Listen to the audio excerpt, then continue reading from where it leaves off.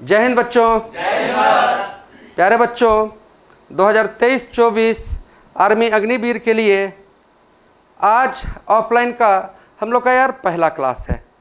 प्यारे बच्चों, ये जो क्लास है ये आपका यार टेक्निकल और नर्सिंग के लिए केमिस्ट्री का क्लास है। बच्चों, कोई भी चीज़ अगर तुम ठान लोगे तो वह संभव नहीं है, और ख़ास करके जो साइंस टॉपिक है, जो साइंस है वो देखो यार एक टॉपिक में बंधा हुआ है और एक टॉपिक में पढ़ना है। अगर आप यार नर्सिंग के लिए, टेक्निकल के लिए केमिस्ट्री कर रहे हैं तो ये जो केमिस्ट्री है उसका यार फिक्स टॉपिक है। कितने टॉपिक पर अगर हम कंट्रोल कर लेते हैं, कंट्रोल करने का मतलब ये नहीं हुआ कि उसको रट लिए, उसको आप रट ही नहीं सकते हैं, उसको यार समझ के पढ़ना पड़ेगा। प्यारे बच्चों, जो बच्चे इस ऑफलाइन क्लास में शामिल होना चाहते हैं तो वो जल्द से जल्द इस नंबर पर कंसल्ट कर सकते हैं, और जो नर्सिंग और टेक्निकल और आर्मी अग्निवीर के लिए इंटरेस्टेड हैं तो आपसे अनुरोध है कि इस वीडियो को यार पूरा देखिए और समझने का कोशिश कीजिए। जब तक आपका यार पढ़ाई उस स्तर पर नहीं रहेगा, उस स्तर से आप नहीं सोचिएगा, उस स्तर से नहीं चलिएगा, तब तक यार वो पढ़ाई आपका नहीं हो पाएगा। तो बच्चों देखो यार, सबसे पहले आपको टॉपिक देख लेना है केमिस्ट्री का। इसमें देखो यार पदार्थ और उसके प्रकार, इसके बारे में जानना है कि क्या पदार्थ है, उसके प्रकार क्या है। अब देखने में बहुत सिंपल लग रहा होगा लेकिन इसके अंदर बहुत सारा चीज़ छुपा हुआ है, इसको अच्छे तरीके से हमको समझना है। बहुत तरह का यार क्वेश्चन इससे आपको बनेगा। तत्व, अणु और परमाणु और यौगिक कि तत्व क्या है, अणु क्या है, परमाणु क्या है, यौगिक क्या है। परमाणु संरचना कि परमाणु की क्या संरचना है। आपको धातु, अधातु, उपधातु, आवर्त सारणी, अम्ल, क्षार और लवण, हाइड्रोकार्बन, परमाणु भार, परमाणु संख्या, समस्थानिक, समभारिक, समन्यूट्रिक, सम इलेक्ट्रॉनिक, रेडियो सक्रियता, धातु मिश्रण, ऑक्सीकरण संख्या, हाइब्रिडाइजेशन, क्वांटम संख्या। प्यारे बच्चों, और भी टॉपिक हैं, मोल, मोलर द्रव्यमान, रासायनिक तुल्यांक, गैस का नियम और विविध। विविध में जो बचा हुआ टॉपिक है वो सारा टॉपिक आपका विविध में आ जाएगा, है ना जी। मैं आपको बिल्कुल यार जीरो मान के प्रारंभ कर रहा हूँ। मैं ये समझ के चल रहा हूँ कि आप रसायन शास्त्र के बारे में ABCD भी आप जान नहीं रहे हैं, लेकिन अगर आप मेरे नियम पर चलिएगा और उस हिसाब से अपने यार सफ़र को तय कीजिएगा तो बिल्कुल यार मक्खन की तरह, जैसे आज आपको ये टॉपिक समझ में आया तो कितना क्लिष्ट से भी क्लिष्ट टॉपिक रहेगा उसको यार मक्खन की तरह आपको समझ में आएगा। पहला चीज़ क्या कि जो भी पढ़ाएं और जो भी आपको यार ये नोट्स बनवाएं तो आपको यार नोट्स बिल्कुल अच्छे तरीके से बनाना है, सजा के रखना है ना।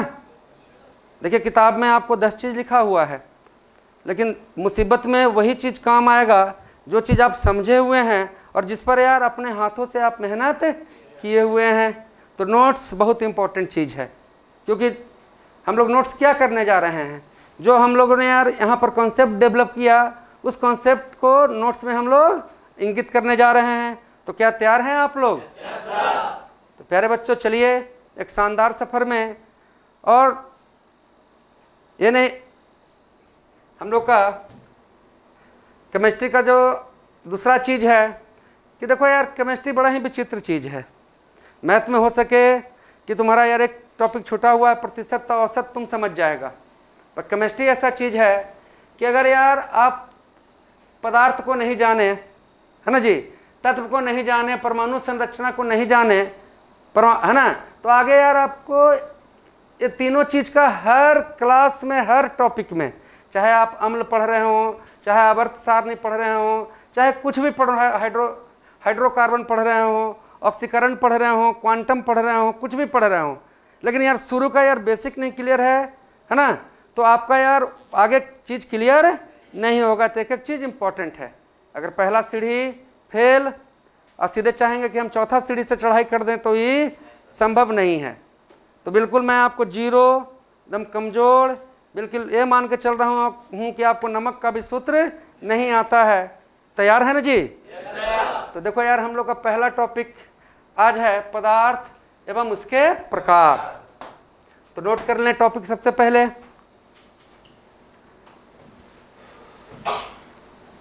और समझते चलिएगा, कहीं पे भी कोई डाउट रहेगा बिल्कुल पूछते चलना है।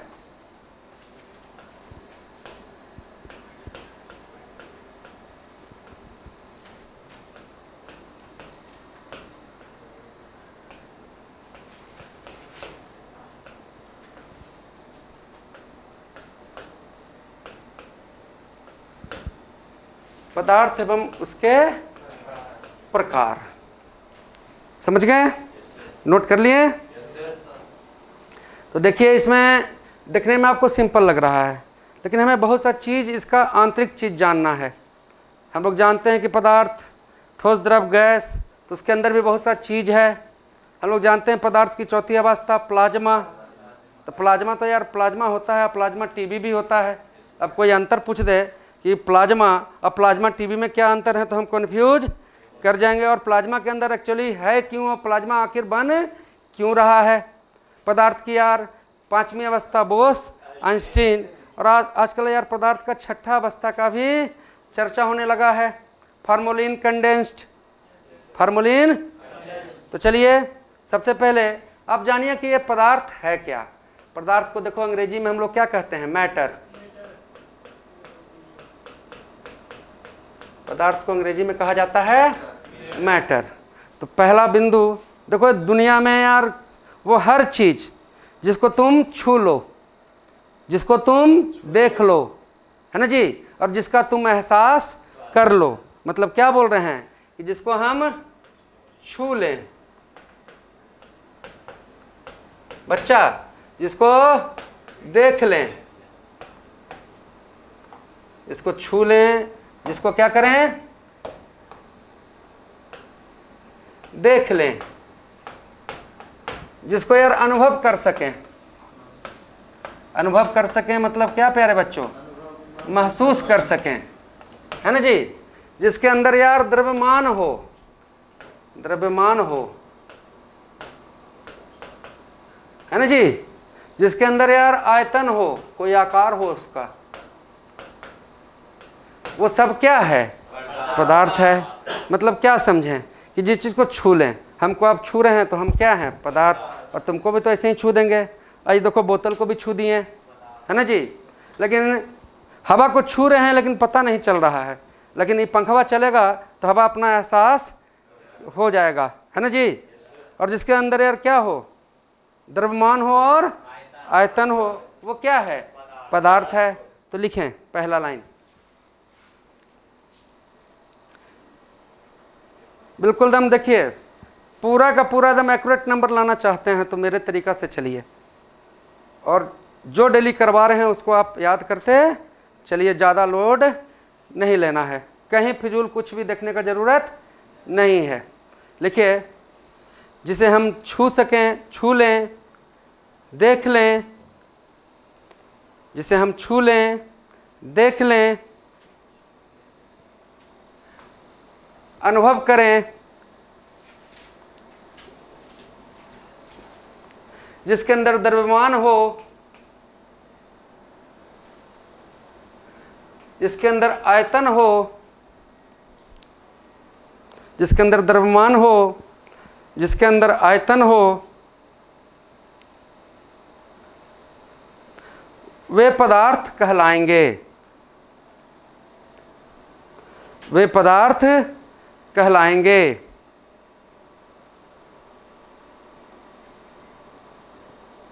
क्लियर हो गया बच्चा? पहला लाइन क्लियर? जिसको छू लो, जिसको देख लो, जिसको, जिसके अंदर, और जिसके अंदर वो क्या है, प्यारे बच्चों। देखो पदार्थ का यार आपको ऐसे बहुत सारी अवस्थाएं हैं, है ना, ठोस, द्रव, गैस। चौथा में हम लोग प्लाज्मा भी कहते हैं। पांचवा यार बोस आइंस्टीन कंडेंस्ड। छठा फार्मोलिन कंडेंस्ड। लेकिन मुख्यतः पदार्थ की जो अवस्था है वो क्या है, तीन अवस्था है। कितनी अवस्था है, तीन अवस्था है। और ये सब आप जान रहे हैं, आप कमजोर भी हैं तो ये सब तो जान ही रहे हैं आप। ठोस, द्रव और क्या बच्चा? गैस। अब आपको समझना है ना जी। लिखिए अगला लाइन कि पदार्थ की मुख्यतः 3 अवस्था है, ठोस, द्रव और गैस। ठोस, द्रव और गैस। पदार्थ की मुख्यतः 3 अवस्था है, और क्या क्या प्यारे बच्चों? ठोस, द्रव और गैस। ये सब तो क्लियर ही होगा आपका, ठीक है जी। अब देखो यार, ये जो 3 अवस्था है, समझ रहे हैं बात? इस अवस्था के पीछे क्या है? कुछ तो कोई चीज होगा, है जी। तो इस अवस्था के पीछे है पहला चीज अंतरा आणविक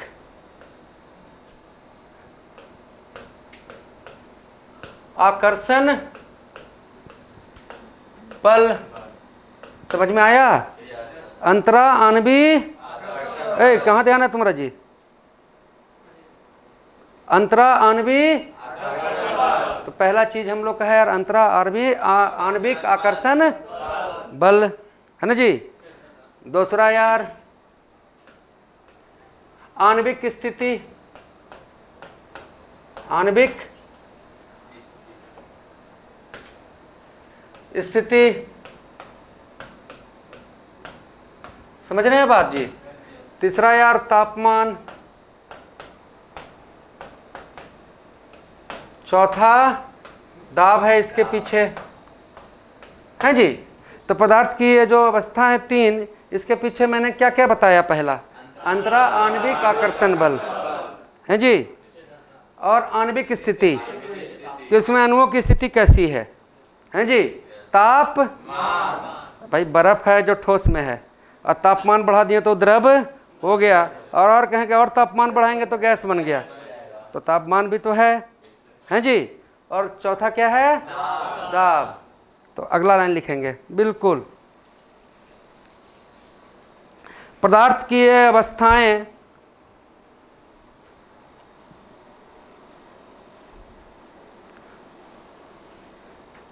अंतरा आणविक आकर्षण बल, पहला अंतरा आणविक आकर्षण बल, आणविक स्थिति, तापमान, आणविक स्थिति, तापमान और दाब पर निर्भर करता है। तापमान और दाब पर निर्भर करता है। समझ रहे हो मेरे बात को? पदार्थ की जो ये अवस्था है ठोस, द्रव और गैस, इसके पीछे जिम्मेवार कौन सा फैक्टर है? आणविक, अंतरा आणविक, है ना, इंटरनल मोलिकुलर अट्रैक्शन फोर्स, ठीक है जी। फिर आणविक स्थिति, अणुओं की स्थिति, समझा जी। फिर क्या जी? तापमान, हैं, और फिर क्या?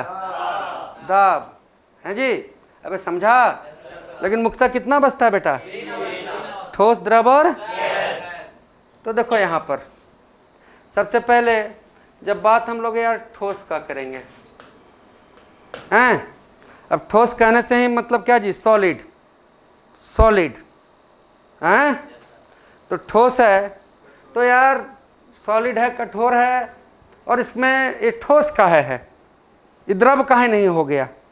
देखो लोहा ठोस है, लेकिन लोहा को अगर तुम 1524 डिग्री सेंटीग्रेड तक गर्म कर दोगे तो द्रव हो जाएगा, हैं जी। समझे बात? तो तापमान तो मतलब कि स्थिति बदलने में बिल्कुल माफिया है। अब ठोस, प्यारे बच्चों, ठोस का यार पहला चीज मान लो कि यार ये ठोस है,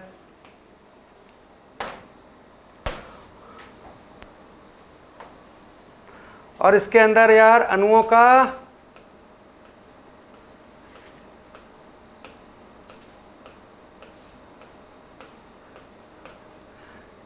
ये ठोस है, ठीक है जी। आप मान लीजिए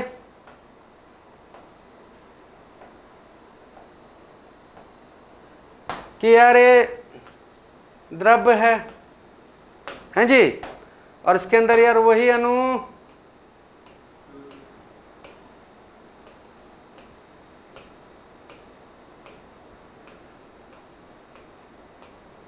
समझ रहे हो जी, ये हम क्या बोल रहे हैं, द्रव्य। और मान लीजिए यार प्यारे बच्चों कि ये आपका यार गैस है। अब इसके अंदर जो अणु की स्थिति है, कोई इधर है तो कोई इधर है तो कोई इधर है ना जी। तो ठोस में आप क्या देख रहे हैं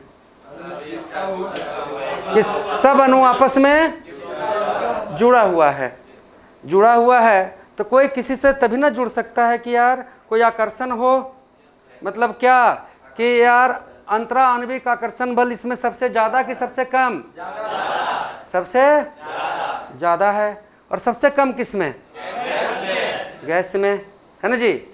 अब मान लो यार कि ये ठोस है, ये ठोस है ना। तो इसका जो मतलब कि यार आकार है, इसका जो आकार है और इसका जो आयतन है, इसका जो आकार है और इसका जो दोनों क्या है, फिक्स है। बटखरा आपके पास है ना जी, तो आकार भी फिक्स और आयतन भी। लेकिन यार एक गिलास मेरे पास द्रव रहे, पानी रहे, है ना जी, और गिलासों वाला पनिया के अगर हम डाल देंगे मतलब कटोरा में, तो कटोरा के रूप धारण कर लेगा। लेकिन यार आयतन उसका वही रहेगा, है जी। अगर उसको यार हम थाली में डाल देंगे पानी को, तो किसका आकार पकड़ लेगा, थाली का आकार पकड़ लेगा, है ना जी। तो यहाँ पर आपका क्या है कि आयतन तो फिक्स है। मान लीजिए, पहले समझ लो तुम लोग, हमको डाउट है कि कई बच्चा आप आयतन भी जान रहे हैं कि नहीं जान रहे हैं। तो पहले जान लीजिए कि यार आयतन क्या जी, आयतन। जब एकदम शुरू से जीरो से हीरो बनना है तो बीच में कोई चीज को छोड़ना नहीं है। आयतन यार जो चीज जितना जगह छेके, जो चीज जितना, जो चीज जितना जगह छेके, एकदम सिंपल भाषा में समझिए, जो चीज जितना जगह हाँ छेके वो क्या है, आयतन। और आयतन को किसमें हम लोग इंगित करते हैं भैया, आयतन क्या हो गया भाई, लंबाई गुने लंबाई, गुने लंबाई भी तो कर सकते हैं यार, चौड़ाई भी तो लंबाई है ना जी। और लंबाई का ऐसा ही मात्रक क्या है भाई, विस्तार मीटर है जी। तो आयतन आपका क्या हो गया, मीटर क्यू। आयतन का मात्रक क्या है, तो मान लीजिए कि यार हमारे पास 1 मीटर क्यू पानी रहे, समझ लो मेरे बात को। अब पानी ठोस है कि द्रव है, द्रव है। तो 1 मीटर क्यूब पानी रहे, और ये पानी रहे यार हमारे पास एक बड़का बाल्टी में, है ना। तो बाल्टी का आकार पकड़े हुए था। अब यही पानी को उठा के हम यार कोई नाद में डाल देंगे, तो आयतन तो यार 1 मीटर क्यों ही रहेगा, लेकिन आकार उसका क्या होगा, चेंज हो जाएगा, बदल जाएगा, है जी। समझ गए बात। और तीसरा चीज यहां पर जानिए, जैसे कि यार गैस के बारे में हैं, हम यार सेंट लाएं मतलब कि डीओ, और एक बार फुस से मारें, है ना, तो ये पूरे कमरे में कुछ देर में फैल जाएगा। मतलब अगर कुछ निश्चित ना हो, है ना जी, न तो इसका आयतन निश्चित है ना तो आकार निश्चित है, ठीक है जी। तो ठोस के बारे में लिखिए सबसे पहले, क्या क्या पॉइंट हमें पहले लिखना है। ठोस, सॉलिड,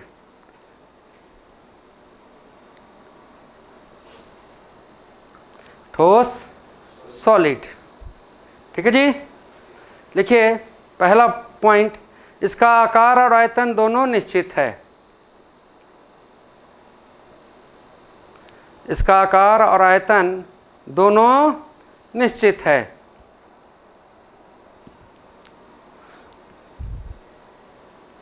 लिख लिया जी। दूसरा पॉइंट, इसमें आणविक आकर्षण बल सर्वाधिक है,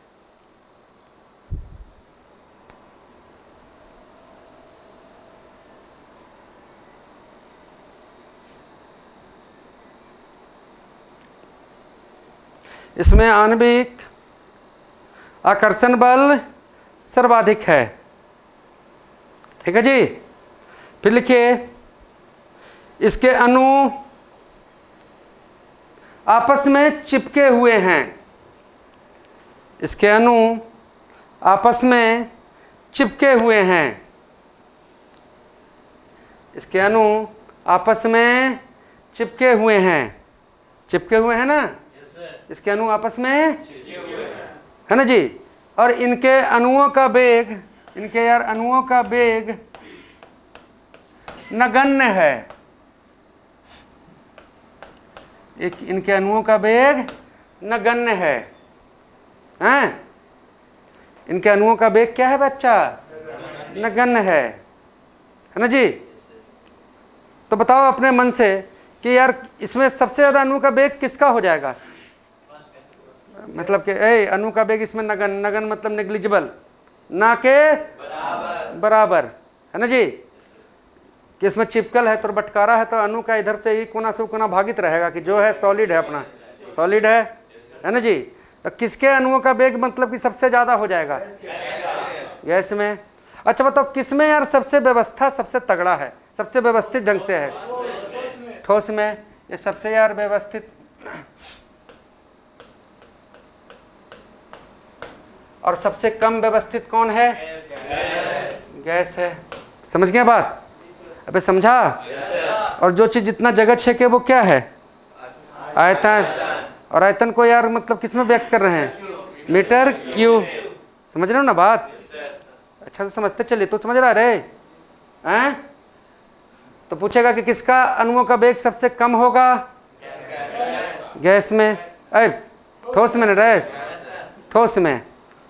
अब देखो इधर, देखो भाई अणुओं का वेग कम है तो यार कई बार पूछ लेता है यार गतिज ऊर्जा के बारे में। गतिज ऊर्जा।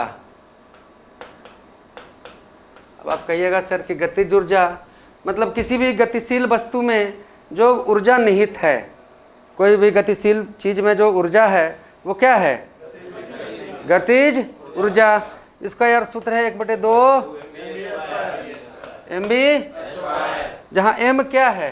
द्रव्यमान, और v क्या है? वेग। तो अगर इसका वेग सबसे कम है तो यार ठोस के अणुओं का गतिज ऊर्जा सबसे क्या होगा? कम होगा। तो लिखेंगे कि ठोस का अणुओं का गतिज ऊर्जा, ठोस के अणुओं का गतिज ऊर्जा सबसे कम एवं नगण्य होता है।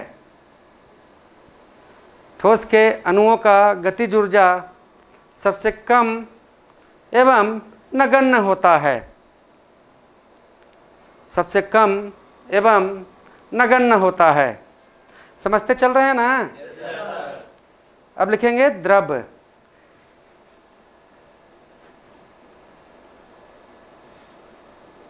लिखिए, इसका आणविक आकर्षण बल ठोस से कम है।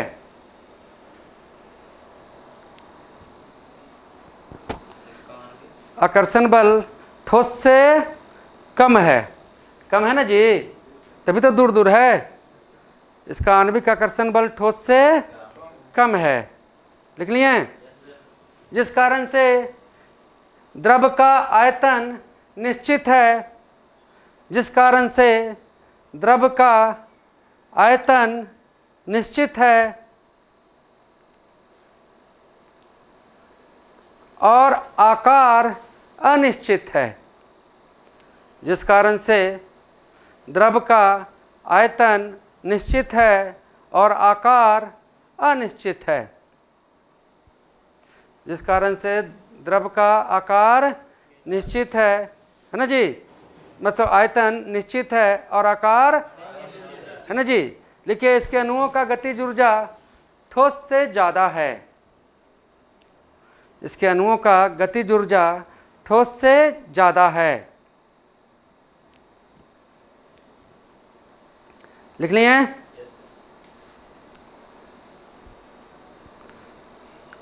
लिख लिए जी? इसके अणुओं का आकर्षण बल ठोस से ज़्यादा है। अगला लिखेंगे आप गैस।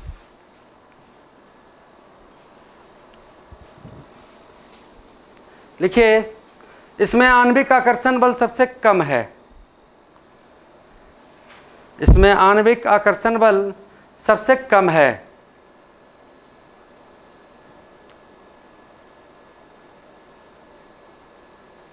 लिख लिए? इसमें आणविक आकर्षण बल सबसे कम है। लिखिए, जिस कारण से इसका आकार और आयतन, जिस कारण से इसका आकार और आयतन दोनों अनिश्चित है। जिस कारण से इसका आकार और आयतन दोनों अनिश्चित है। जिस कारण से इसके आकार और आयतन दोनों, लिखिए, इसके अणुओं का वेग सर्वाधिक है तथा अणुओं का गतिज ऊर्जा भी सर्वाधिक है। इसके अणुओं का वेग सर्वाधिक है और, है ना जी, और इसके अणुओं का गतिज ऊर्जा भी सर्वाधिक है। चलिए, बेसिक चीज समझ गए? जिसको छू सकें, देख सकें, अनुभव कर सकें, वो क्या है भाई? पदार्थ। पहले लिख लो। तथा अणुओं के गतिज ऊर्जा क्या है? सर्वाधिक है। तो ठोस, द्रव, गैस के बारे में जो बेसिक क्राइटेरिया है उसको समझ में आया? पहले बात, पदार्थ जिसको छू सके, देख सके, जिसके अंदर द्रव्यमान हो, जिसके अंदर आयतन हो। आयतन हो मतलब जो जगह छेके, आयतन हो ही ना। उसके बाद यार, पदार्थ को के जो अवस्था है उसके लिए मतलब कि क्या चीज निर्भर है? आणविक आकर्षण बल, अणुओं की स्थिति, तापमान, दाब, हैं जी? अबे समझ रहे हो? और पदार्थ का मुख्यतः कितने अवस्था हैं? ठोस, द्रव और गैस। जिसमें यार आकर्षण बल सबसे ज्यादा कहाँ है? ठोस में, है ना जी। और सबसे कम कहाँ है? गैस में। और किसका आकार और आयतन दोनों अनिश्चित और दोनों निश्चित, है ना जी। आयतन निश्चित पर आकार अनिश्चित, द्रव का। क्या जी? अब यहां तक तो आप समझे सब बात को।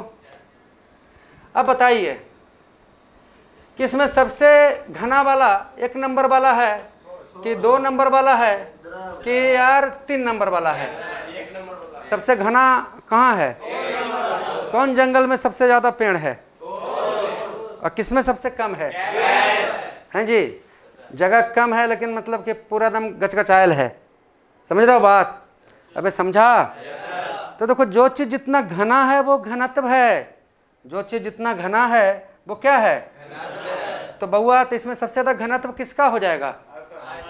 अबे इसमें यार, जो चीज जितना घना है, जो चीज इतना घना है वो क्या है? घनत्व है ना जी। देखो यार, प्रति इकाई जगह में स्थित द्रव्यमान, प्रति इकाई जगह में स्थित द्रव्यमान को हम लोग कहते हैं घनत्व, है ना जी। क्या है घनत्व? पहला चीज कि जो चीज जितना घना रहे उसका घनत्व उतना ही ज्यादा रहेगा। और जब साइंस का बात करेंगे तो घनत्व क्या है?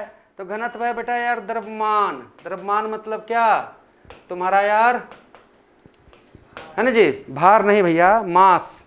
द्रव्यमान मतलब मास। भार तो वेट को कहते हैं, द्रव्यमान। और नीचे यार आयतन। क्या? आयतन। आयतन मतलब जो चीज जितना जगह छेके। अब जगह कम है और माल उसके अंदर ज्यादा माल भरे हुए हैं, तो घनत्व क्या है जी? ज्यादा हो गया, है ना जी। द्रव्यमान का ऐसा ही मात्रक क्या हो गया? केजी। क्या जी? और आयतन का ऐसा ही मात्रक मीटर। द्रव्यमान का अगर बीमा का बात करेंगे तो जिसको हम लोग यार इंगित करते हैं यार मास को एम से, हैं जी। और तुमको लंबाई को किया जाता है एल से, है ना जी। और एल मीटर क्यू तो एल क्यू, है ना जी। तो लिखिए घनत्व पहले। घनत्व लिखिए, प्रति इकाई स्थान पर, प्रति इकाई स्थान पर, है ना जी, प्रति इकाई स्थान में, पर नहीं, प्रति इकाई स्थान में, है ना जी, स्थित द्रव्यमान को उसका घनत्व कहा जाता है। प्रति इकाई स्थान में स्थित द्रव्यमान को उसका घनत्व कहा जाता है। समझते चल रहा है ना जी? देखो रटने का चीज नहीं है ना जी। पहला पार्ट नहीं पढ़ेंगे तो दूसरा पार्ट समस्या आएगा। बस सब पार्ट एक दूसरे से इंटर रिलेटेड है ना जी। अब लिखो यार, घनत्व बराबर क्या हो गया? द्रव्यमान बटे आयतन। लिखें, घनत्व बराबर द्रव्यमान बटे आयतन।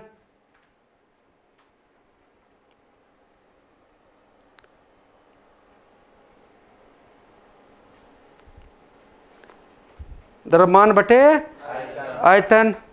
द्रव्यमान को क्या किस में लिखेंगे? केजी। आयतन किस में? Metre cube. लिखे बराबर केजी बटे मीटर क्यूब। लिखें?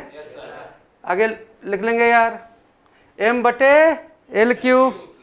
और एल क्यूब अगर नीचे है तो इसको हम ऐसे लिख सकते हैं, एम एल माइनस 3। ये इसका बीमा है घनत्व का। एम, देखो द्रव्यमान बटे आयतन, केजी बटे मीटर क्यूब। केजी का क्या? एम, और आयतन का एल क्यूब। तो इसको यार जब सामने प्लेन में रखेंगे तो एल क्यू है, तो इसको यार -3 कर देंगे तो हो गया बराबर, है ना जी। ये इसका क्या हो गया? बीमा। यहाँ तक समझ में आया? अब बात को समझिए बच्चों। देखो यार, पहला नंबर क्या है? दूसरा नंबर क्या है? और तीसरा गैस, है ना। अब बताओ कि यार इसको यार हम गरम करें, इसको हम गरम करेंगे, समझे बात? इसको हम गरम करेंगे। किसी भी पदार्थ को अगर हम गरम कर रहे हैं, चाहे वो ठोस को गरम करें, चाहे वो द्रव को गरम करें, चाहे वो गैस को गरम करेंगे, भाई गरम करेंगे तो बेचैनी सवार होगा ना। जो आपस में चिपकल था आपस में, तो कहेगा ना कि कुछ तंग करी था, अब हम लोग का अपन अपन जगह मतलब कि बढ़ाओ, है ना जी। तो जब आप इसको गर्म कीजिएगा, है ना, किसी भी पदार्थ को, तो क्या होगा कि उसका यार आकार, मतलब उसका आयतन क्या होगा? बढ़ जाएगा। आयतन क्या होगा? लेकिन माल तक नहीं इसमें है, जगहिया ये बढ़ गया, लेकिन मलबा नहीं बढ़ेगा। इसके अंदर जो अणु है वो उतना ही रहेगा, है ना। तो जिससे क्या होगा? आयतन बढ़ जाएगा।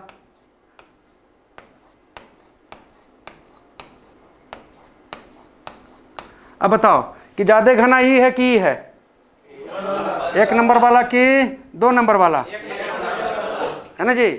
तो आप क्या समझें कि जब हम पदार्थ को गर्म करेंगे तो उसका आयतन, लेकिन घनत्व वही रहेगा। वह घनत्व मतलब कि इसमें ज्यादा सटा हुआ है ना जी। घनत्व बराबर हम क्या बताएं? तुम लोग हम नामे हंसा देगा जी, केजी बटे मीटर क्यूब, है ना जी। तो इतना ही माल को इसमें रखेंगे तो यार कम घना है तो घनत्व कम गया, आई ज्यादा घना है तो इसमें घनत्व बढ़ गया। तो पदार्थ को जब गर्म करेंगे तो उसका क्या होगा? आयतन बढ़ जाएगा, है जी। आयतन बढ़ जाएगा और घनत्व कम जाएगा। तो लिखिए, किसी भी पदार्थ को गर्म करने पर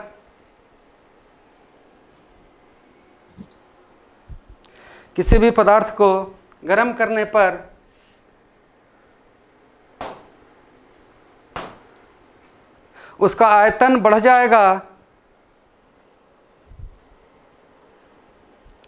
उसका आयतन बढ़ जाएगा और घनत्व कम जाएगा।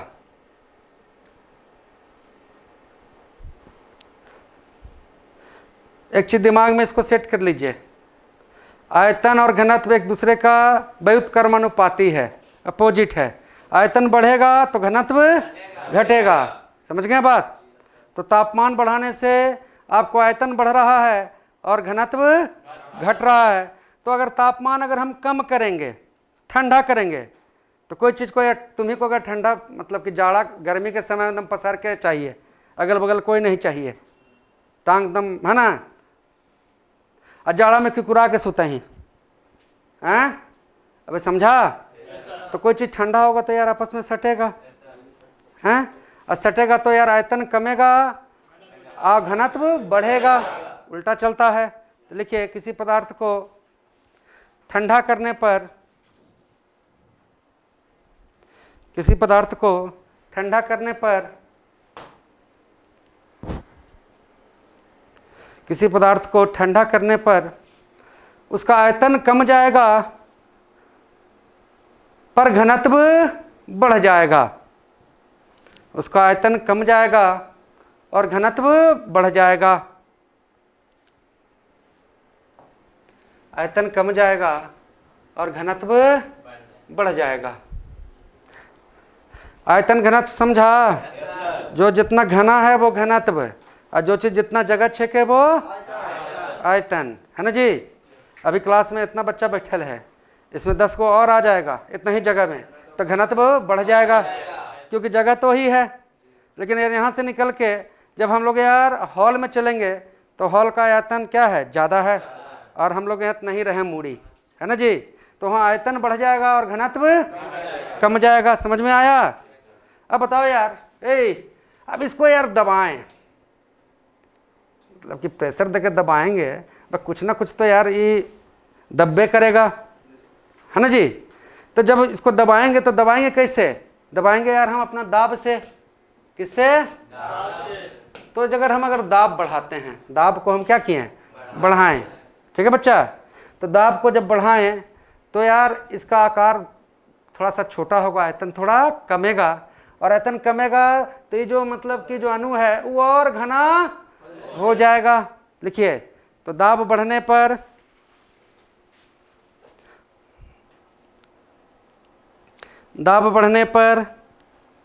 आयतन कमता है, दाब बढ़ने पर आयतन कमता है और घनत्व बढ़ता है। आयतन कमेगा तो उसका उल्टा क्या है? घनत्व। दाब बढ़ने पर आयतन क्या होगा? कमेगा, और घनत्व क्या होगा? कंफ्यूज नहीं ना कर रहे हैं? पक्का ना? अगर ये चैप्टर समझ जाइएगा तो आप मतलब कि हम आपको मतलब सारा चीज़ ऐसे ही समझा देंगे बिल्कुल। आपको कोई भी मोलर हो, मोलर द्रव्यमान हो, मोल की संख्या हो, रासायनिक तुल्यांक हो, ऑक्सीकरण हो, हाइब्रिडाइजेशन हो, है ना जी, आवर्त सारणी हो, एसिड हो, रिएक्शन हो, सब चीज समझ में आएगा। समझ रहे हो बात? अब देखो यार, इसमें एक अपवाद है। हमने यार आपको कहा कि तापमान जब बढ़ाएंगे तो यार आयतन बढ़ जाएगा और घनत्व कम जाएगा, और तापमान जब कम करेंगे, तापमान जब कम करेंगे तो ये सिकुड़ेगा पर घनत्व क्या होगा? बढ़ेगा। समझ रहे हो बात? लेकिन यार द्रव पानी एक ऐसा चीज है जिसको यार आप मतलब कि इतना पानी मेरे पास था, इतना हैं, और इसको यार 0 डिग्री सेंटीग्रेड पर ले गए तो ये जम गया, तो ये बर्फ हो गया इतना, है ना जी? तो दुनिया में पानी ही एक ऐसा पदार्थ है जो ठंडा होने पर क्या होता है? फैल जाता है ना जी? तो ये स्वभाव, ये दुनिया का जो नेचर है कि ठंडा होने पर सिकुड़ना, पर पानी इस नेचर को क्या कर रहा है? चैलेंज कर रहा है ना जी? है ना जी? तो इस प्रसार को हम कहते हैं क्या? असंगत प्रसार। असंगत, अगर पानी भी सिकुड़ जाता ठंडा होने पर तो भाई संगत था, लेकिन यार पानी इतना था, और पानी जब जम गया तो यार इतना हो गया, बर्फ बन गया तो इतना हो गया। तो लिखिए, द्रव पानी द्रव जल, है ना जी, को जब 0 डिग्री सेंटीग्रेड पर ले जाते हैं, द्रव जल को जब 0 डिग्री सेंटीग्रेड पर ले जाते हैं, 0 डिग्री सेंटीग्रेड पर ले जाते हैं तो उसका आयतन बढ़ जाता है और घनत्व कम जाता है, उसका आयतन बढ़ जाता है और घनत्व कम जाता है। इसे असंगत प्रसार कहते हैं। इसे असंगत प्रसार कहते हैं। इसे असंगत प्रसार कहते हैं। क्लियर हो गए यहाँ तक? तो बताओ यार, जिसको छू लें, देख लें, अनुभव कर लें। पदार्थ। पदार्थ के कितने मुक्त है? ठोस, द्रव और किसमें आकर्षण बल ज्यादा? ठोस में। और किसमें सबसे कम? गैस में, है ना जी। किसका आकार और आयतन दोनों निश्चित? और कोई चीज को गर्म करेंगे तो उसका आकार बढ़ेगा कि घटेगा? बढ़ेगा ना जी। किस घटेगा? कहाँ दिमाग है? कोई चीज को गर्म जब करेंगे तो उसका आयतन क्या होगा? और आयतन का उल्टा क्या होता है? घनत्व। क्या आयतन बढ़ेगा तो घनत्व? लेकिन कौन सा ऐसा चीज है यार जो यार मतलब कि सब ठंडा होने पर सिकुड़ता है लेकिन वो ठंडा होने पर फैलता है? पानी। और दबाव जब बढ़ाएंगे तो आयतन कम जाएगा और घनत्व बढ़ जाएगा, है ना जी। चलिए अब हम लोग बात करते हैं प्यारे बच्चों पदार्थ की चौथी अवस्था। पदार्थ की, अब इसको अच्छा से समझो।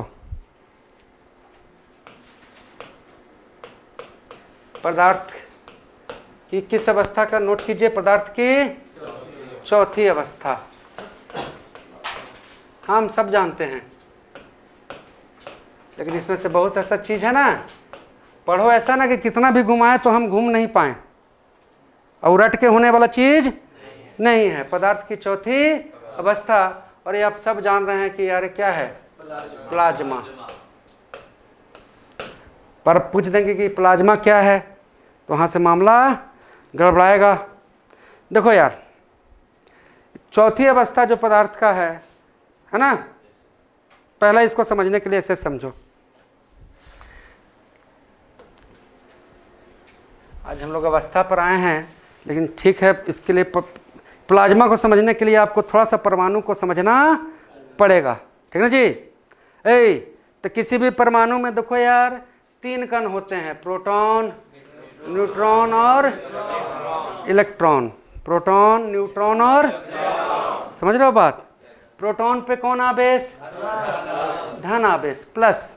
न्यूट्रॉन पर यार कोई आवेश नहीं है, 0 बटा सन्नाटा, ये कोई चार्ज में नहीं है। और इलेक्ट्रॉन पे कौन आवेश? माइनस आवेश, ठीक है जी। अच्छा देखो इधर, मान लो यार कि हाइड्रोजन है, समझ गए? कौन गैस है? क्या कि प्लाज्मा जहां बन रहा है यार, हाइड्रोजन वाला खेला ज्यादा हो रहा है, धरती पर ही प्लाज्मा बन नहीं रहा है। मान लो यार ये हाइड्रोजन है, ठीक है जी। तो यार हाइड्रोजन में यार परमाणु संख्या 1, नीचे परमाणु संख्या लिखते हैं, ऊपर परमाणु भार लिखते हैं। अभी के लिए प्लाज्मा समझने के लिए इसको थोड़ा सा बेसिक स्ट्रक्चर को समझिए, ठीक है। तो परमाणु संख्या हाइड्रोजन का 1 है, परमाणु भार भी 1 है, ठीक है जी। देखो एक नीचे लिखे हैं, ये है आपको यार परमाणु संख्या।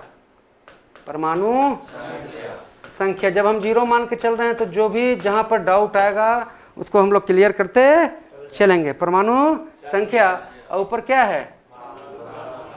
परमाणु भार, ठीक है बच्चे। परमाणु संख्या और परमाणु।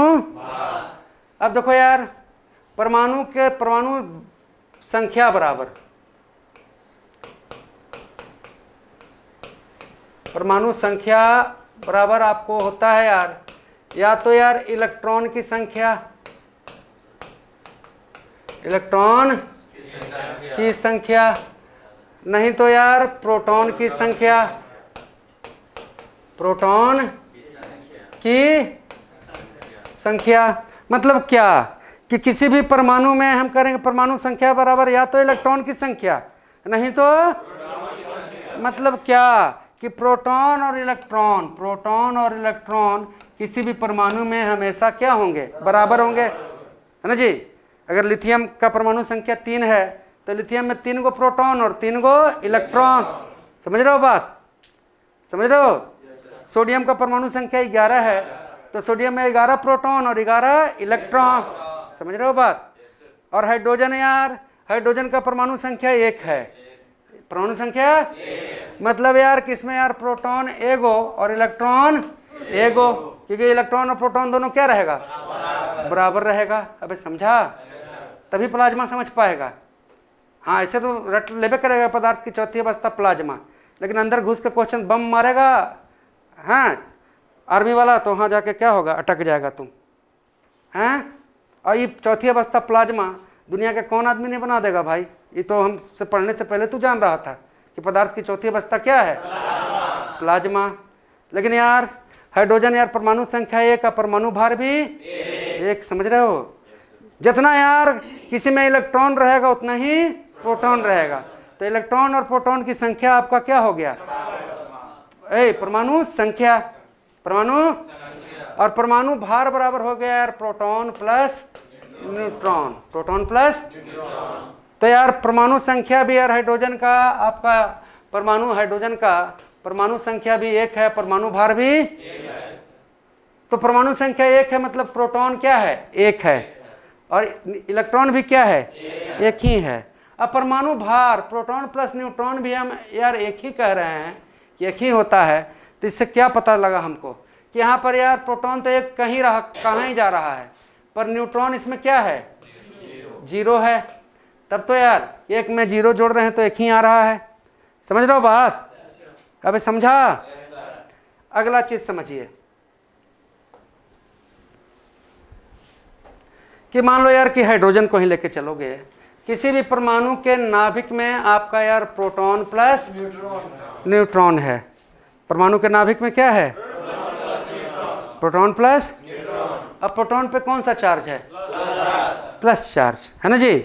इसके बाद यार एक कक्षा है, इस कक्षा के अंदर अपना औकात के हिसाब से रहता है आपको यार इलेक्ट्रॉन, क्या जी, समझ गए इस स्ट्रक्चर को, अबे समझे। तो ये प्लस और ये माइनस।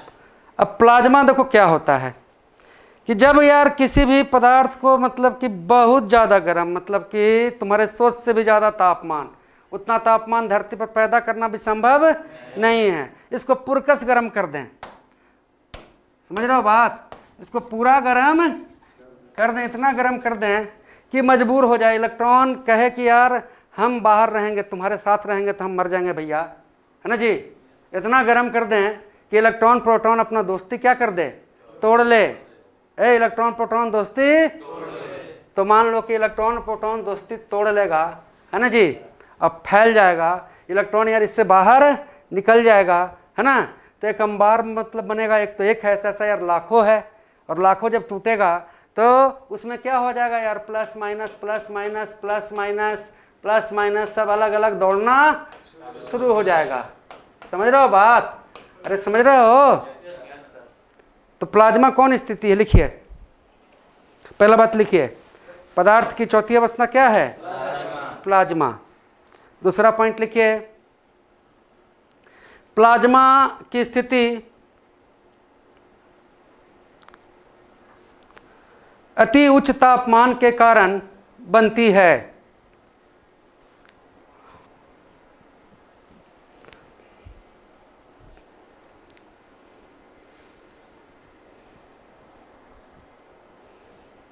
लिखिए जी, प्लाज्मा की स्थिति अति उच्च तापमान के कारण बनती है, लिख लिए।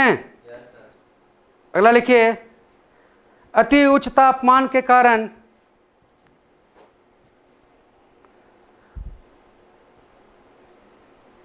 इलेक्ट्रॉन परमाणु का साथ छोड़ देता है।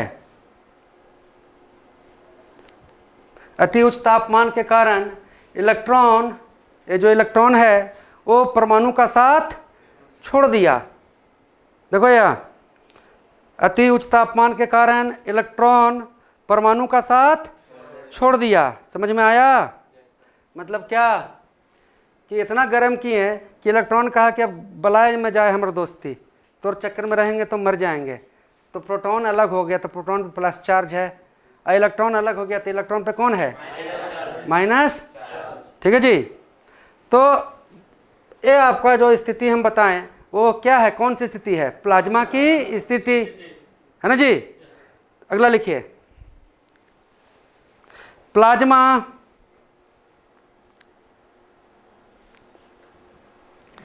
है ना जी। लिखिए ऋण आवेश आयन तथा धन आवेश आयनों का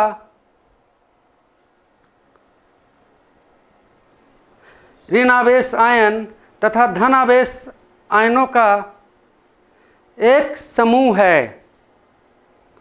ऋण आवेश आयन तथा धन आवेश आयन का एक समूह है। ठीक है जी।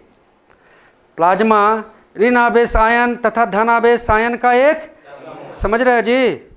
हैं? पक्का ना? फिर हमारा दोष मत देना ना ना। अगला लिखिए, कहेंगे प्लाज्मा में ऋण आवेश तथा धन आवेशों की संख्या समान होती है। कहे कि जितना प्लस रहेगा उतना ही माइनस। देखिए प्लाज्मा में ऋण आवेश तथा धन आवेशों की संख्या सामान्य होती है। प्लाज्मा में ऋण आवेश तथा धन आवेश की संख्या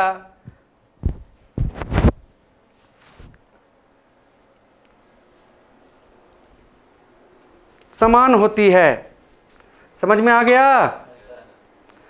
प्लाज्मा में ऋण आवेश की संख्या और धन आवेश की संख्या समान होती है। लिखिए प्लाज्मा की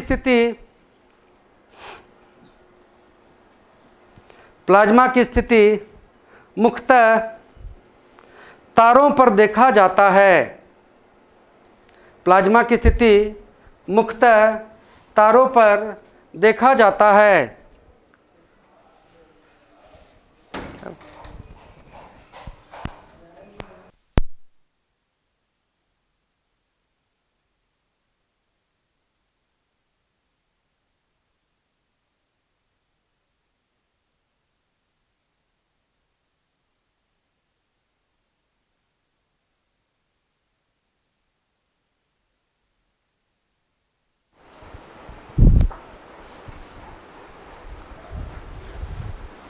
देखा जी?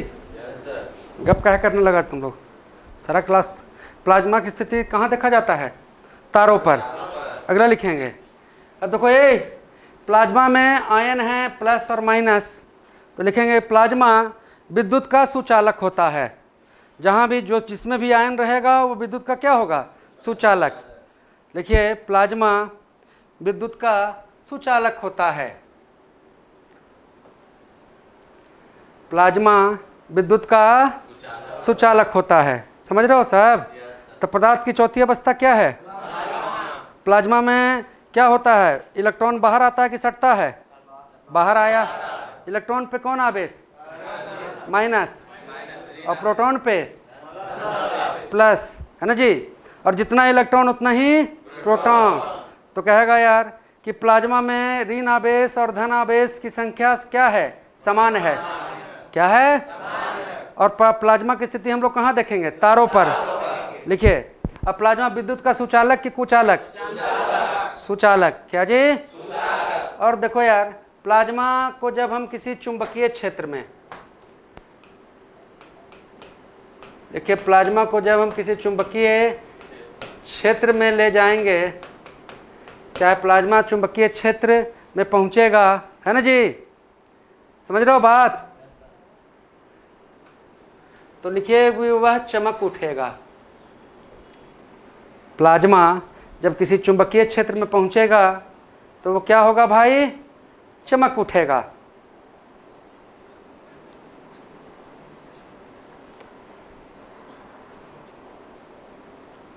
समझे जी? तो प्लाज्मा के बारे में क्या क्या जाना? अगला अगला अगला अगला देखिए प्लाज्मा का भी आकार और आयतन दोनों अनिश्चित है। प्लाज्मा का भी आकार और आयतन दोनों अनिश्चित है।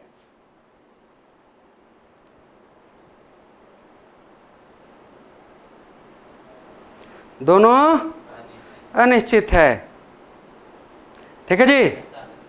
अब देखो यहाँ पर एक आपका यार एलईडी टीवी, प्लाज्मा टीवी का भी नाम सुने हैं आप? Plasma TV. और एक आपका यार सामान्य टीवी।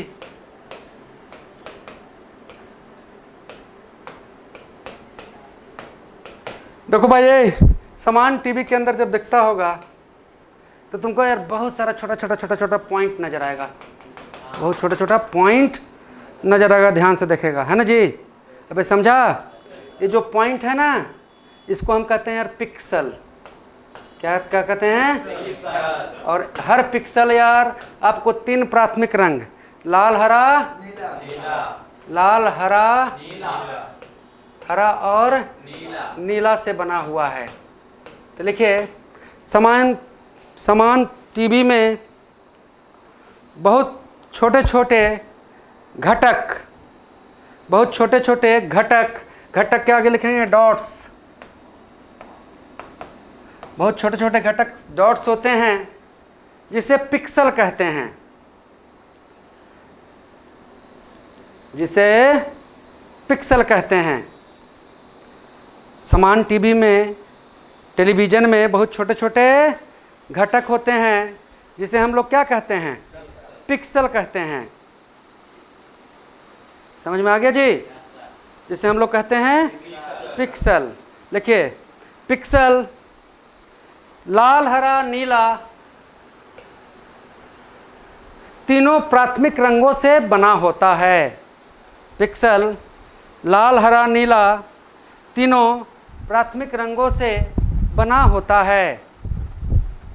पिक्सल लाल, हरा, नीला तीनों प्राथमिक रंगों से बना होता है।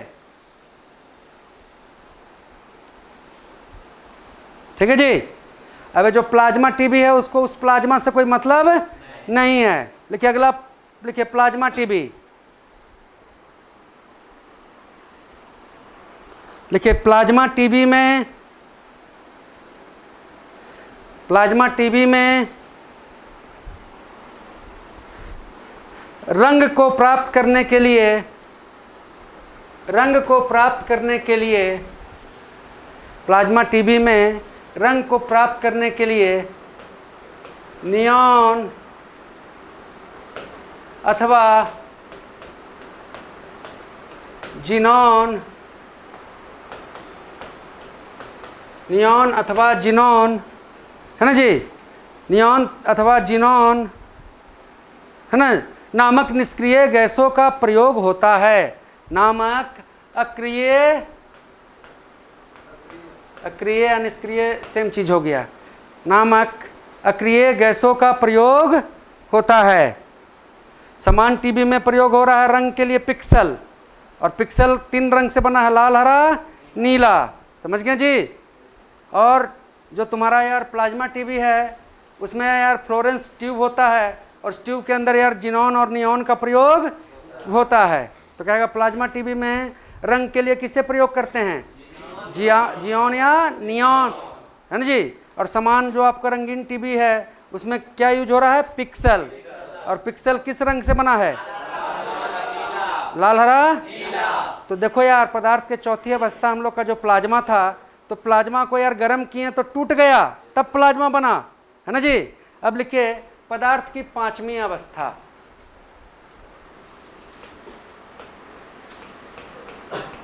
पदार्थ की 5वीं अवस्था।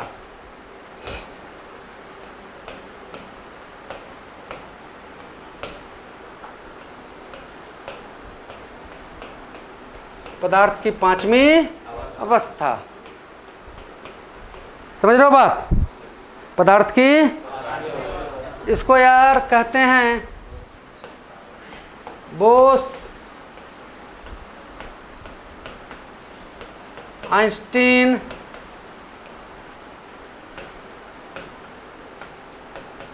कंडेंसेट। बोस आइंस्टीन कंडेंसेट लिखें।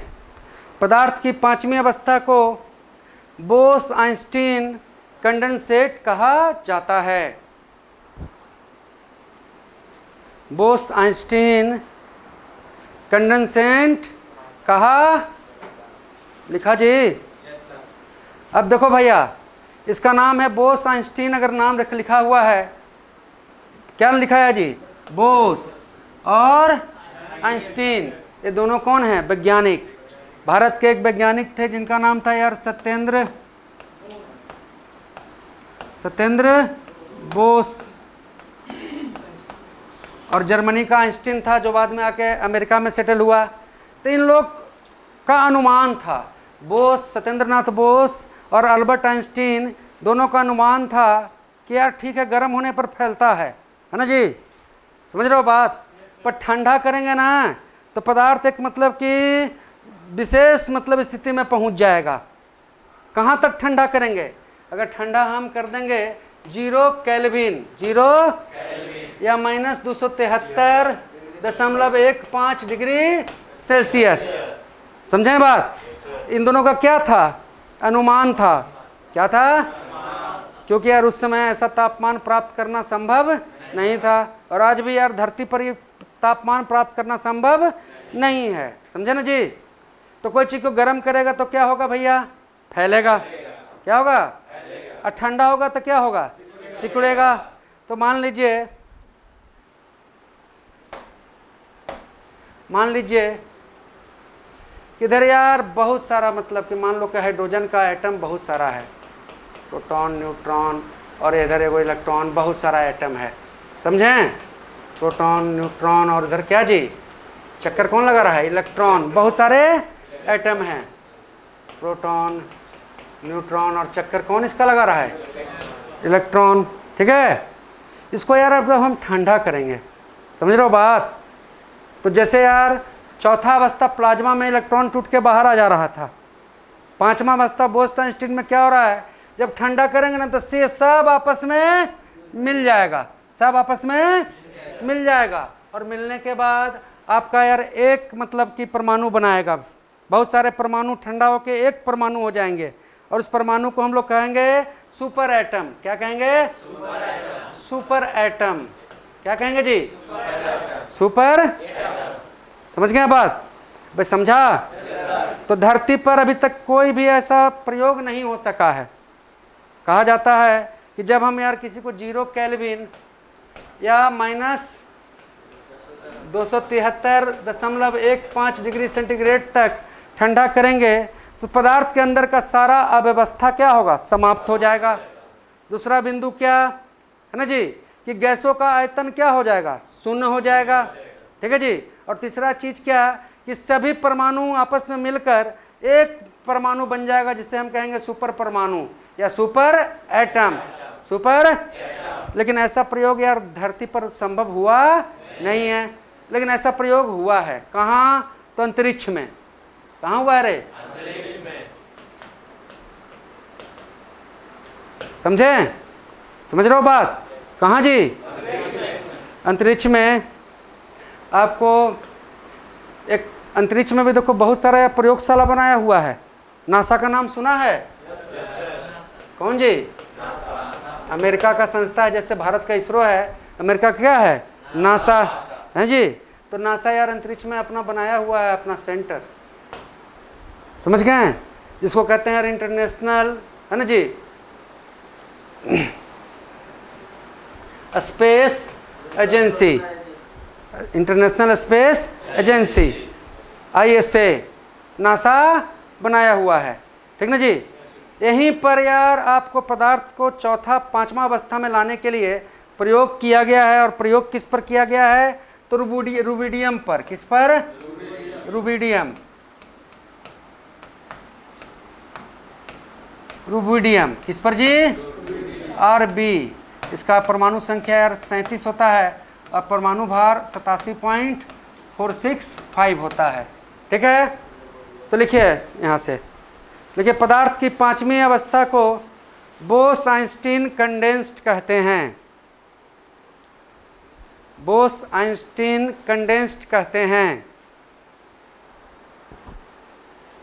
पदार्थ की पांचवी अवस्था को बोस-आइंस्टीन कंडेंस कहते हैं। लिखें? लिखिए इसका नाम सत्येंद्रनाथ बोस तथा आइंस्टीन के ऊपर पड़ा है। इसका नाम सत्येंद्रनाथ बोस तथा आइंस्टीन के ऊपर पड़ा है। ठीक है जी। सत्येंद्रनाथ बोस तथा आइंस्टीन के ऊपर पड़ा है। लिखें, अगला लिखेंगे, इसमें लिखिए, इसमें लिखिए, जब पदार्थ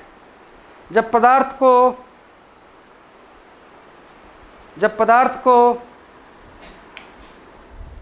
लिखिए 0 केल्विन या -273.15 डिग्री सेंटीग्रेड, 0 केल्विन या -273.15 डिग्री सेंटीग्रेड पर लेकर जाएंगे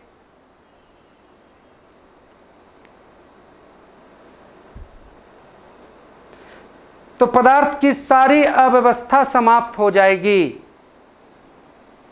पहला चीज, पदार्थ की सारी अव्यवस्था समाप्त हो जाएगी। पदार्थ की सारी अव्यवस्था समाप्त हो जाएगी। समझ रहे हैं? लिखिए, 0 केल्विन को ही परम शून्य ताप कहते हैं। 0 केल्विन को ही परम शून्य ताप कहते हैं। 0 केल्विन को ही परम शून्य ताप कहते हैं। ठीक है जी। अगला लिखिए, इतने कम तापमान पे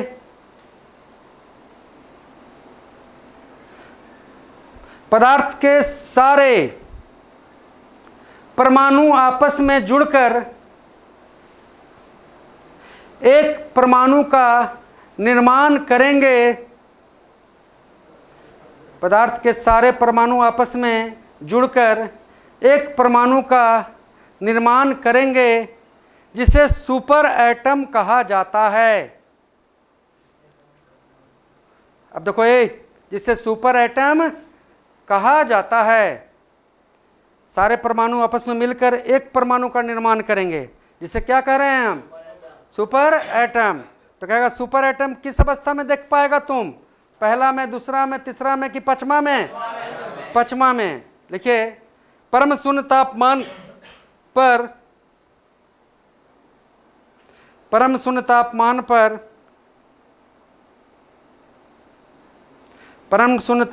पर गैसों का आयतन शून्य हो जाता है।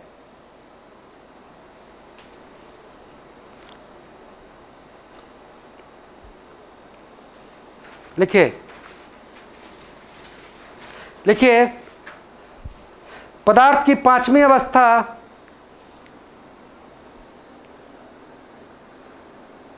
धरती पर तो प्राप्त नहीं किया जा सका है,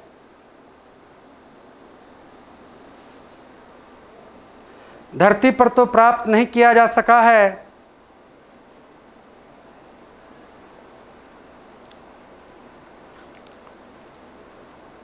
ठीक है जी। लेकिन नासा के अंतरिक्ष सेंटर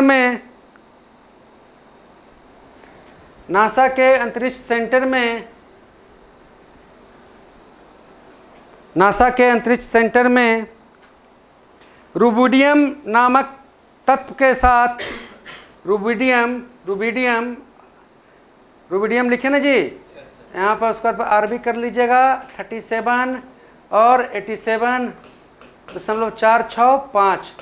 देखिए, रुबिडियम नामक तत्व के साथ, है ना जी, रुबिडियम नामक तत्व के साथ इसका प्रयोग संभव हो पाया है।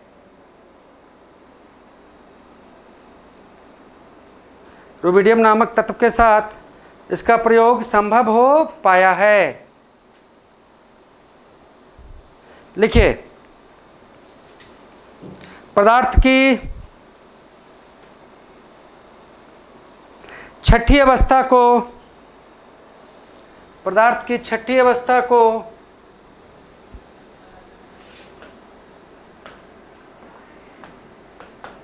फार्मोलिन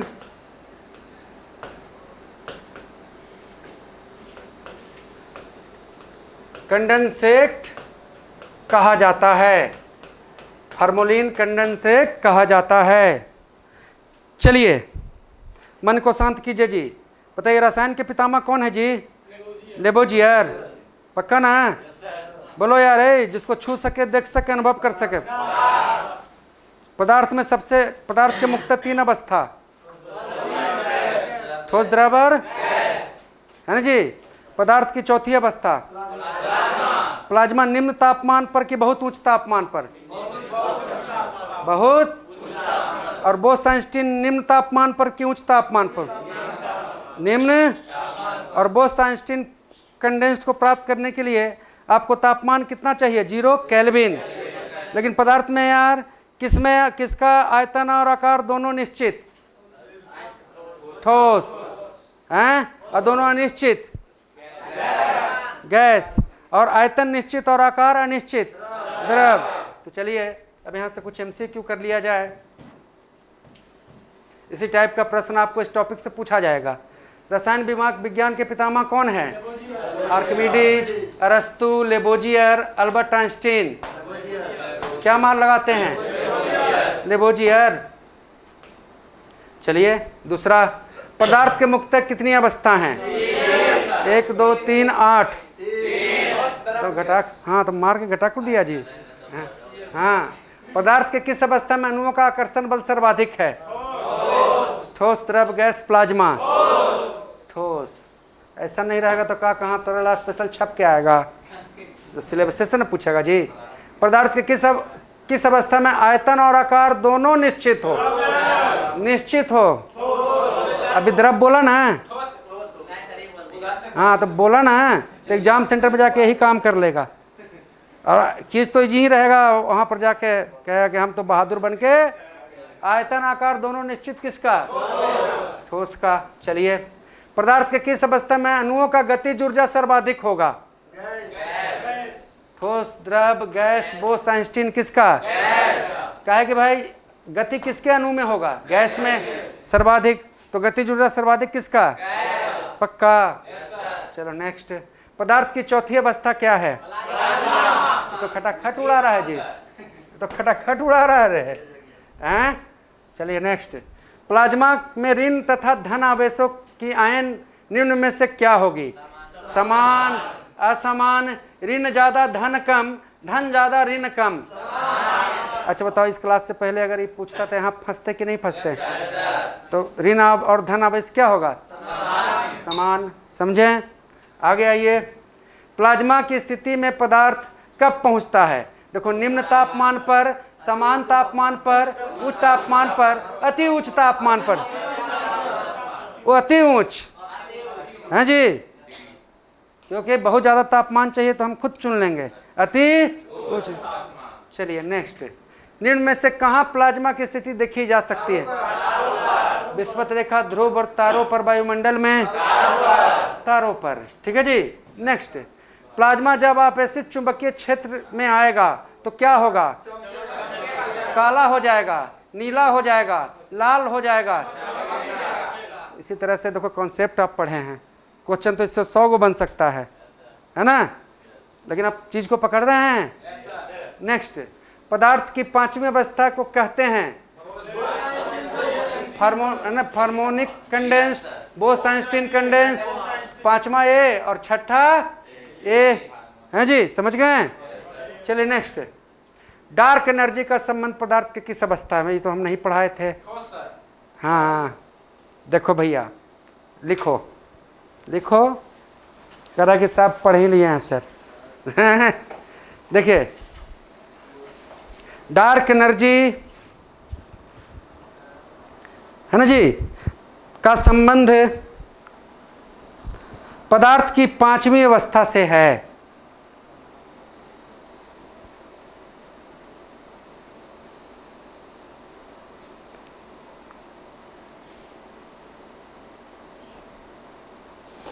है ना जी? देखिए, अंतरिक्ष के निर्माण में इसका महत्वपूर्ण योगदान है। अंतरिक्ष, सॉरी, हाँ अंतरिक्ष है ना जी, स्पेस, ब्रह्मांड के निर्माण में, हाँ ब्रह्मांड के निर्माण में इसका महत्वपूर्ण योगदान है। तो इतना ही रखिएगा, आपको कोई ज़्यादा रिसर्च भी नहीं करना है। डार्क एनर्जी से समझिएगा पदार्थ की पांचवी अवस्था, है ना जी। देखो क्या है ना कि हमारा जो यार जैसे सुपर अंतरिक्ष में जाइएगा तो बहुत सर्दी है, और सर्दी है जो माइनस मतलब कि 273 से कम तापमान है, तो सब सट के एक होल है ना जी। तो है सट के तो इतना होल है, लेकिन चीज़ है वो यार हजारों किलोमीटर का, समझ रहे हो बात। इसी को हम कहते हैं डार्क एनर्जी। तो डार्क एनर्जी का संबंध किससे है? पांचवी। नेक्स्ट, रंगीन टेलीविजन पर छोटे छोटे घटकों को क्या कहते हैं? पिक्सल, ऑक्टल, मिक्सल, पिक्सल। और पिक्सल में कौन कौन रंग? लाल, हरा, नीला। चौथा, प्लाज्मा टीवी में किस गैस का प्रयोग है ना जी? ऑक्सीजन, नाइट्रोजन, हाइड्रोजन, नियॉन, है ना जी। किस तापमान पर कोई भी पदार्थ पांचवी अवस्था में पहुंचेगा? 0 kelvin, 0 centigrade, 0 Fahrenheit, 0 centigrade, 0 kelvin. ये डिग्री गलत लगा दिया, देखो ये 0 केल्विन होगा सिर्फ, ठीक है, या माइनस 273.15 डिग्री सेल्सियस, ठीक है जी। तो देखिए इससे और भी है, चाहे तो हम 50-100 और क्वेश्चन बना सकते हैं। तो जो भी लिखवाए हैं उसको लाइन बाय लाइन पढ़ लीजिएगा, अच्छा से समझाए हैं। तो इस टॉपिक से जितना भी चीज़ पूछा जाएगा आप उसको आसानी से बना लीजिएगा, पकड़ लीजिएगा। जैसे इस टॉपिक को सीखे हैं उसी तरह से केमिस्ट्री का यार हर टॉपिक को सीखा जा सकता है ना जी। इसमें तो उतना मज़ा भी नहीं था, आगे में तो और भी मज़ा है, मतलब कि सीखते जाइएगा और आपको मज़ा आना चालू हो जाएगा। जो चीज़ से डर रहे हैं ना, जो आप जान रहे हैं कि H2SO4 तो NH2CO NH2 CaO Cl2, डर लग रहा है ना, अरे बहुत आसान चीज़ है, खाली वो ट्रिकवा तुम नहीं जान रहा है ना जी। उसको एक बार पकड़ लेगा तो समझो कि उससे जीके तो बहुत सबसे हार्ड चीज़ है, जिसमें रटना है खड़े खड़ी, इसमें तो समझना है। और रिजल्ट देखो, वही बच्चा देखो हम सटीक मार के आवेगा, जैसे जो चीज़ को एकदम बेसिक से समझ लिया। आके यार हम आपको यार 50-20 को क्वेश्चन इस पर लिखवा देते हैं, 30 को क्वेश्चन लिखवा देते हैं, तो उससे आपको कॉन्सेप्ट क्लियर नहीं ना होता। लेकिन इसमें यार जब आप शुरू से जब नोट्स देखिएगा तो कॉन्सेप्ट क्लियर है, तो कितना भी घुमाएगा तो हम उस चीज़ को पकड़ लेंगे। पकड़ लीजिएगा ना। चलो बच्चों, बेस्ट ऑफ लक। शुरुआत आगाज हो चुका है और इस आगाज को हम लोग को अंजाम तक पहुंचाना है। Best of